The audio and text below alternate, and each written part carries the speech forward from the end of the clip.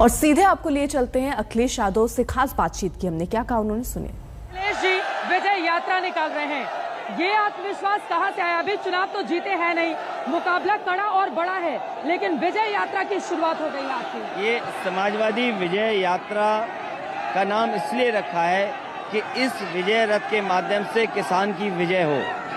जो किसान आय दोगुनी मांग रहा है, जिसको वादा किया गया कि सरकार बनने पर भारतीय जनता पार्टी की डबल इंजन की सरकार किसानों की आय दोगुनी करेगी, आज किसान मांग रहा है, इसलिए विजय यात्रा है। नौजवानों को नौकरी और रोजगार मिले, इसलिए विजय यात्रा है। संविधान को कुचला जा रहा है, जो संविधान की धज्जियां उड़ाई जा रही हैं, इसलिए संविधान को बचाने के लिए विजय यात्रा है। जय विजय का तो आशीर्वाद मांगा जाता है, जीत के बाद विजय यात्रा निकाली जाती है, इस वजह से ये सवाल आपसे पूछा जा रहा है। अति आत्मविश्वास तो नहीं है ये आपका? अगर मैं देखूं 11 बजे, सुबह के 11 बजे हैं, और अगर ये जन समर्थन है तो ये जन समर्थन बदलाव चाहता है। पिछले 4.5 साल की भारतीय जनता पार्टी की सरकार और डबल इंजन की सरकार ने जनता को निराश किया है। वो अपना संकल्प पत्र पलट करके देखें, क्या किसान की आय दोगुनी हो गई? अगर हम हिसाब किताब सही सा लगाएं तो खाद मिल नहीं रही, खाद की बोरी से चोरी हो गई, आमदनी आधी है, कमाई आधी है, महंगाई बढ़ी है। यहाँ के लोगों ने कोरोना के समय अपने परिवार को खोते देखा है, उन्हें लाइन में लगना पड़ा। आज तो खाद के लिए किसान लाइन में लगा है, लेकिन इससे पहले बिस्तर के लिए लाइन में था, दवाई के लिए लाइन में था, ऑक्सीजन में लाइन में था, और यही माँ गंगा में न जाने कितनी लाशें बहती हुई जनता ने देखा है, अपने परिवार के सदस्यों को खोते हुए देखा है।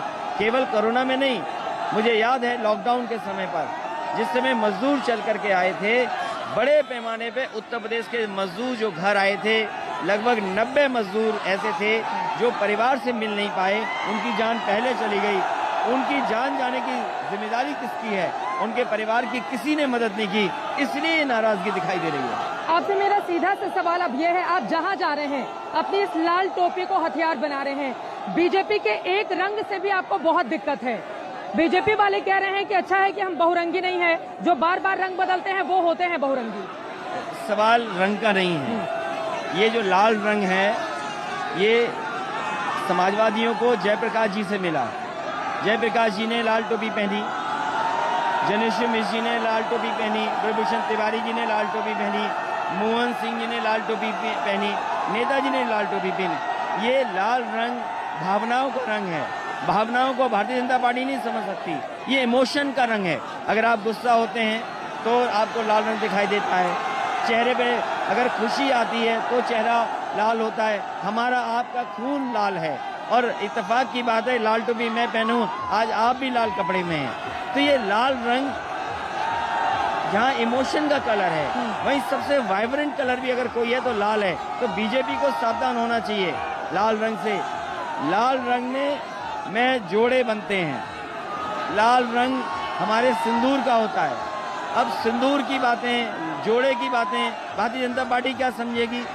जिन्होंने मजदूरों को मरने पे छोड़ दिया, कोरोना में अनाथ जनता को छोड़ दिया, तो भारतीय जनता पार्टी को असली मुद्दों पर बहस करनी चाहिए। आज बेकारी बेरोजगारी क्यों है? अगर ये असली मुद्दे हैं तो आप भी जिन्ना कैंप से क्यों करवाते हैं? और अब तो प्रधानमंत्री नरेंद्र मोदी ने 2 दिन वो बनारस में थे, उन्होंने औरंगजेब का जिक्र किया, कहा आतताइयों ने किस तरह से काशी विश्वनाथ कॉरिडोर को, विश्वनाथ मंदिर को नुकसान पहुंचाने की कोशिश की, लेकिन कॉरिडोर अब लोगों के सामने है। क्या आप भी दर्शन करने के लिए जाएंगे, ये पूछा जा रहा है? नहीं, मैं पहले भी दर्शन करने गया था, बाबा विश्वनाथ जी का दर्शन मंदिर मैं पहले भी गया हूँ, और जब बाबा बुलाएंगे तो मैं फिर जाऊंगा, और सरकार बना करके बाबा के दर्शन करने जाऊंगा। गंगा में स्नान हमने भी लिया, पहले भी लिया है। सवाल ये है कि जैसे ही चुनाव करीब आता है, भारतीय जनता पार्टी का चश्मा धार्मिक हो जाता है, धार्मिक चश्मे से सब चीजें देखने लगते हैं। आज उत्तर प्रदेश की जनता जानना चाहती है डबल इंजन की सरकार से, क्या उत्तर प्रदेश की $1 ट्रिलियन इकोनॉमी की बात की गई थी, निवेश के लिए प्रधानमंत्री राष्ट्रपति जी आए थे, आज उत्तर प्रदेश से निवेश कितना आया है? जो इंफ्रास्ट्रक्चर बनने की बात थी वो इंफ्रास्ट्रक्चर कितना बना है? क्या नौजवानों की नौकरी रोजगार और आज के समय के हिसाब से जो ट्रेनिंग होनी चाहिए, जिन परिस्थितियों में नौकरी मिल सकती है, क्या उस पढ़ाई या कोर्स का इंतजाम किया है सरकार ने? इन सवालों का जवाब भारतीय जनता पार्टी को देना चाहिए। वो गिना तो रहे हैं काशी में जो उन्होंने निर्माण किया है, एयरपोर्ट्स जो बनाए गए हैं, पूर्वांचल एक्सप्रेस वे, कहा पैसा तो हमारी सरकार में रिलीज हुआ। देखिए, ये मैं क्या कहता हूँ, बीजेपी क्या कहती है, लेकिन मुझे उम्मीद है कि आप उस चीज को दिखाएंगे कि शुरुआत कहाँ से हुई है।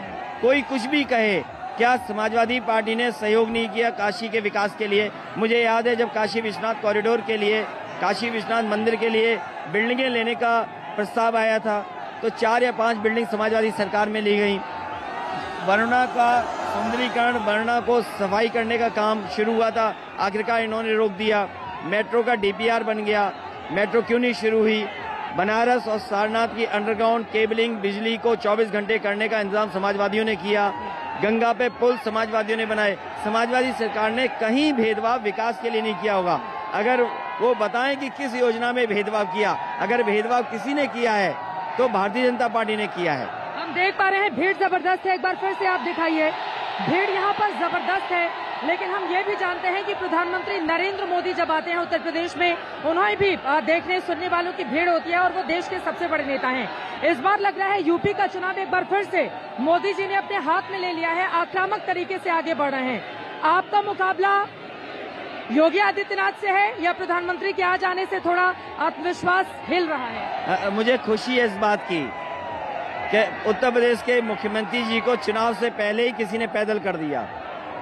हमने सड़क पे और उत्तर प्रदेश की जनता ने मुख्यमंत्री जी को पैदल चलते हुए देखा। अभी चुनाव नहीं आया, और जब चुनाव आएगा तो आने वाले समय में जो परिणाम होगा उसमें देखेंगे आप कि भारतीय जनता पार्टी के मुख्यमंत्री पैदल हो जाएंगे।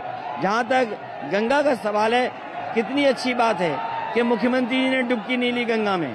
वो इसलिए डुबकी नहीं ली क्योंकि वो जानते हैं कि हिंडन नदी साफ नहीं हुई, वो गंगा में जुड़ जाती जाके अंतोगतवा।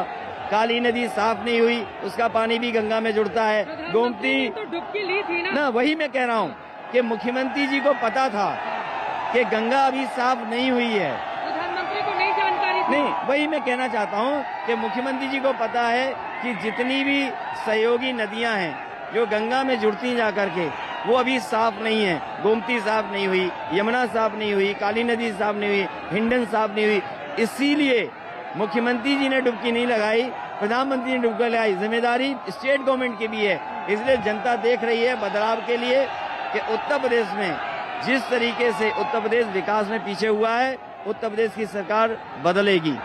योगी जी ने डुबकी नहीं लगाई, आप इस पर टिप्पणी कर रहे हैं। प्रधानमंत्री जी ने डुबकी लगाई, राहुल गांधी इस पर टिप्पणी कर रहे हैं। और राहुल गांधी हिंदू और हिंदुत्व को अलग अलग कर रहे हैं। आपके 2017 में हिंदुत्व पर आपका क्या टेक? मैंने प्रधानमंत्री जी की डुबकी के बारे में नहीं कहा। हाँ। मैंने ये कहा कि कहा वो क्या कहते हैं वो सवाल नहीं है। मैंने ये कहा कि माँ गंगा को साफ करने का संकल्प भारतीय जनता पार्टी ने लिया था। क्या हिंडन साफ हो गई? क्या काली नदी साफ हो गई? क्या यमुना नदी साफ हो गई? या और सहायक नदियां जो गंगा में जुड़ती हैं वो साफ हुई? क्योंकि मुख्यमंत्री जी जानते हैं कि ये नदियां साफ नहीं हुई हैं, इसीलिए उन्होंने गंगा में डुबकी नहीं लगाई। मुझे पता है आपकी दिन भर आज सभाएं होनी है। 2 छोटे सवाल और जरा भीड़ भी आप दिखाते रहिए। ये देखिए कि अखिलेश यादव की एक झलक और एक अभिवादन से किस तरह से यहाँ के लोग बिल्कुल जोश में आ जाते हैं। और पूरी की पूरी अगर इस पूरे हिस्से को देखेंगे तो कचाकच लोगों से भरा हुआ है। ये चीलम जीवी, पैदल जीवी, ये अलग अलग जीवी आप रोज रोज निकाल के लेकर आ रहे हैं। तो ये भी एक स्ट्रैटेजी बना लिया। अब कैची जीवी निकाल के लेकर आए हैं कि जो जहाँ भी वो कैची चला रहे हैं, आपको लगता है कि वो लोग कैची जीवी सरकार? क्या ये लाल टोपी आतंकवादियों की है? ये टोपी के बागे में शुरू किसने किया? शुरू समाजवादियों ने नहीं किया। समाजवादियों ने नहीं कहा अब्बा जान। ये अब्बा जान किसने कहा? और अब्बा जान का मतलब क्या था? अब्बा जान का मतलब क्या था? ये शुरुआत किसने की? ये शुरुआत अगर की तो भारतीय जनता पार्टी ने, क्योंकि भारतीय जनता पार्टी मुख्य मुद्दों पे चुनाव नहीं लड़ना चाहती। वो आपके कार्यकाल के जो बार बार कहते हैं कि गुंडा राज आ जाएगा अगर आपकी वापसी हुई तो, गुंडागर्दी बहुत होती थी, वो बार बार इस बात का याद दिलाते हैं 2012 से 2017 के बीच। देखिए, जो सबसे बड़ा स्ट्रक्चरल चेंज अगर कोई उत्तर प्रदेश की पुलिस में लाने का काम किया वो समाजवादी सरकार में हुआ। आपका डायल इंडिया जो डायल 112 है, टेक्नोलॉजी को जोड़ना, पुलिस के लिए रिस्पांस सिस्टम बेहतर बनाना समाजवादी सरकार में काम हुआ। अभी देश के सभी डीजीपी आए, पुलिस हेडक्वार्टर जहां पुलिस की वर्किंग अच्छी हो सके, वो आराम से बैठ करके जनता की मदद कर सकें, उसके लिए एक इंतजाम पुलिस हेडक्वार्टर दिया गया था। तो जहां तक कानून का सवाल है, एनसीआरबी का डेटा कहता है कि किस सरकार में कैसा हुआ। आज सबसे ज्यादा कस्टोडियल डेथ हैं, आज सबसे ज्यादा नेशनल ह्यूमन राइट कमीशन की नोटिस सरकार को मिली हैं। तो अगर ये घटनाएं हो रही हैं, खुलेआम फेक इनकाउंटर्स हो रहे हैं, इसी जौनपुर में एक बच्चा केवल सेल्फी बना रहा था, पुलिस ने इतना पीटा उसके पिताजी को 20,000 रुपए के लिए कि उसकी जान चली गई। यहीं पर एक कृष्णा लड़का है, कबीर लड़का है, उसको पुलिस ने इतना पीटा कि उसकी जान चली गई। आपके गोरखपुर में एक व्यापारी केवल व्यापार के लिए आया था, उसको इतना मारा पुलिस के लोगों ने, जान चली गई। ये घटनाएं उत्तर प्रदेश में हो रही हैं क्योंकि उत्तर प्रदेश की सरकार ठोकर राज से चलाना चाहती है। लेकिन मैं भरोसा दिलाता हूं, जब हम स्ट्रक्चरल चेंज ला सकते हैं, आने वाले समय में न्याय मिलेगा और किसी को भी अधिकार नहीं होगा कि कानून से खिलवाड़ कर सकें। इतनी सारी भीड़ है, समाजवादी पार्टी को एक वक्त पर एमवाई यानी कि मुस्लिम और यादवों की पार्टी कही जाती थी। क्या अब बदलाव आ गया है और इस भीड़ में क्या आपको सभी जातियों का समर्थन मिल रहा है? देखिए, एमवाई जरूर आरोप लगता था एमवाई के लिए, लेकिन आज महिलाएं और युवाओं को साथ लेकर के समाजवादी पार्टी काम कर रही है। जहां एमवाई अपना फैक्टर है, लेकिन वहीं महिलाओं के लिए जो योजनाएं बननी चाहिए, युवाओं के लिए जो काम होने चाहिए, उन चीजों को लेकर के समाजवादी पार्टी जाएगी। जब समाजवादी पार्टी का मैनिफेस्टो आएगा तो आप देखेंगे कि हर वर्ग को जोड़ने का काम, और ये भी मैंने कहा है कि जाति जनगणना को लेकर के बहुत सारे दल, बहुत सारी जातियां चाहती हैं जाति जनगणना हो जाए। केवल उत्तर प्रदेश की जातियां नहीं, बल्कि देश की अलग अलग पार्टियां भी जाति जनगणना चाहती हैं, लेकिन बीजेपी और कांग्रेस ने दोनों ने स्वीकार नहीं किया।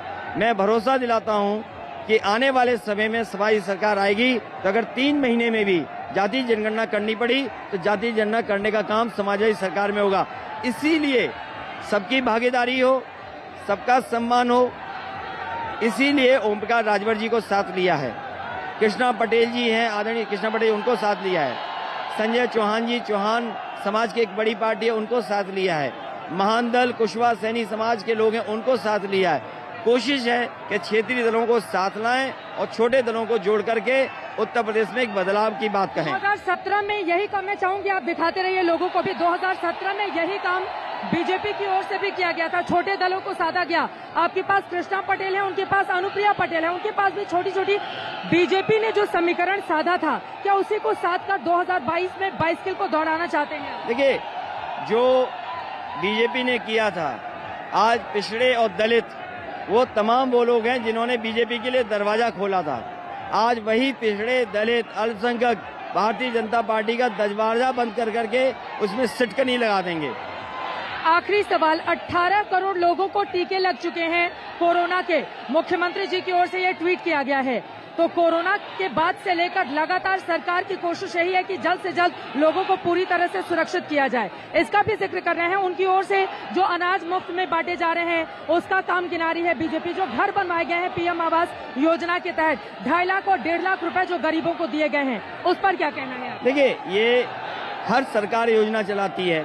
समाजवादी लोहिया आवास चल रहा था, हालांकि उसकी संख्या बहुत नहीं थी, 1,45,000 से मैंने शुरू किया था।